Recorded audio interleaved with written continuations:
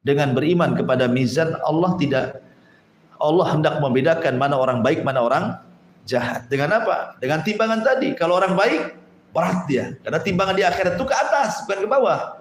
Ya, kalau timbangan dunia kan ke bawah, makin berat makin ke bawah kan. Kalau timbangan ke akhirat itu kalau berat ke atas dia, kalau ringan ke bawah. Ya, kenapa? Karena surga itu darajat. Naik, makin tinggi makin mulia, makin tinggi makin indah. Neraka makin bawah makin jelek, makin menakutkan, makin jahat. Gitu dia.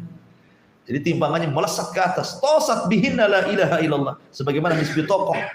Ketika orang didatangkan 99 sijilat catatannya, kemudian dibacakan satu catatan, rupanya keburukannya sejauh mata memandang. Dia pun kemudian down, langsung putus asa. Tidak mungkin saya masuk surga, pasti aku masuk neraka. Kata Allah, tidak.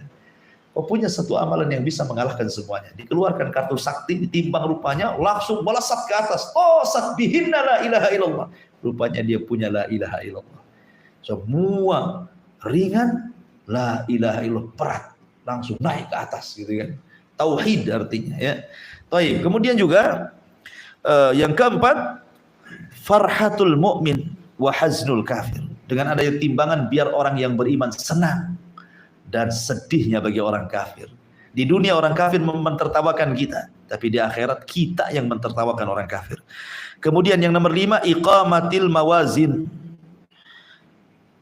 Fiha iqamatul hujjah. Dengan ditegakkan timbangan-timbangan itu untuk ditegakkan hujjah.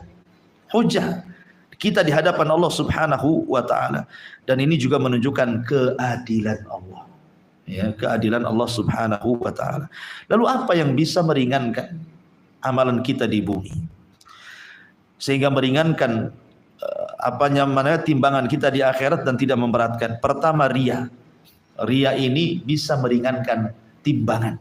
Kita kan butuh berat timbangan, gitu ya. Lalu apa yang bisa meringankan timbangan? Pertama, riya. Karena Rasul mengatakan, inna akhwafa ma akhafu alaikum asyirkul asghar. Qalu wa masyirkul asghar? Qala ya Rasulullah. Qala riya. Yaqulullahu lahum yawmal qiyamah idza juziyan nasu bi a'malihim idhabu ila alladhina kuntum tura'una fid dunya ila akhir hadis. Di sini Rasul mengatakan sesuatu yang paling aku takutkan menimpa kalian syirik kecil. Mereka mengatakan, apa itu syirik kecil Rasul? Kata Rasul, riya. Kemudian Allah berfirman kepada mereka orang-orang yang riya pada hari kiamat, apabila manusia sedang ditimbang amalnya, tengoklah, minta bantuan kepada orang atau manusia-manusia yang kau riyai itu, bisa nggak nolong kamu? Nah, gitu ya.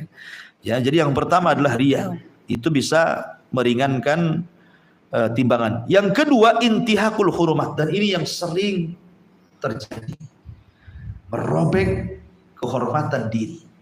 Di depan manusia kayaknya soleh, baik, bagus, pakai jubah, pakai gamis, pakai tasbih kemana-mana, kayak alim, kayak ulama.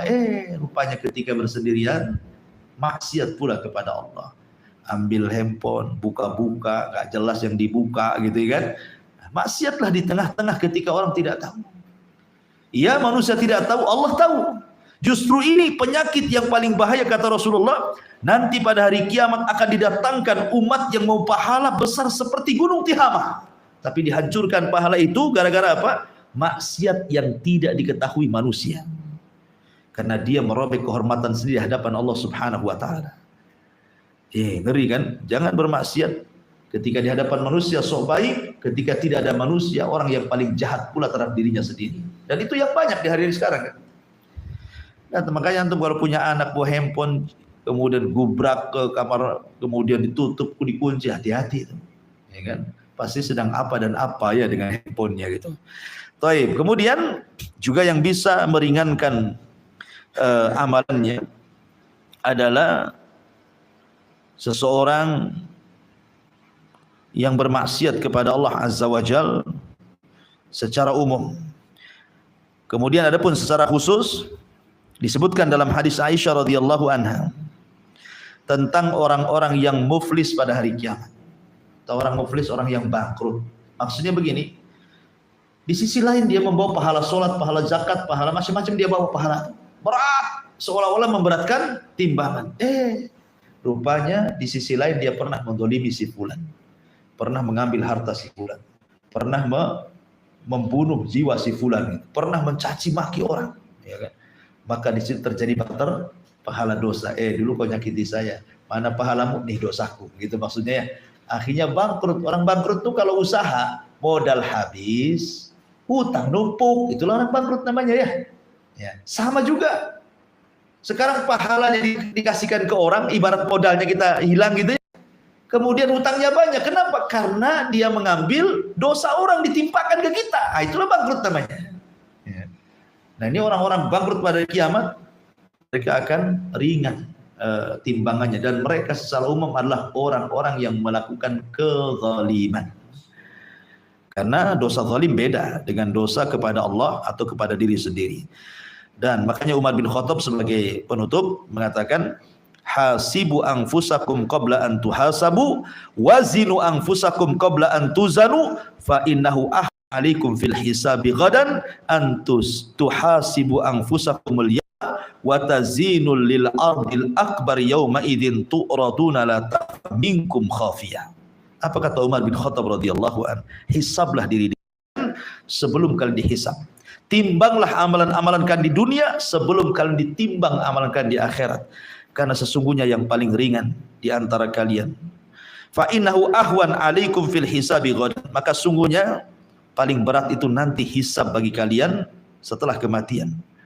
Oleh karena itu maka hisablah diri kalian hari ini, timbanglah amal-amal kalian hari ini sebelum datang hari yang sangat besar di mana amalan akan ditampakkan dan tidak ada yang samar bagi Allah Subhanahu wa taala terhadap diri kalian. Hadis ini disahihkan oleh Syekh qala al-Albani hada athar.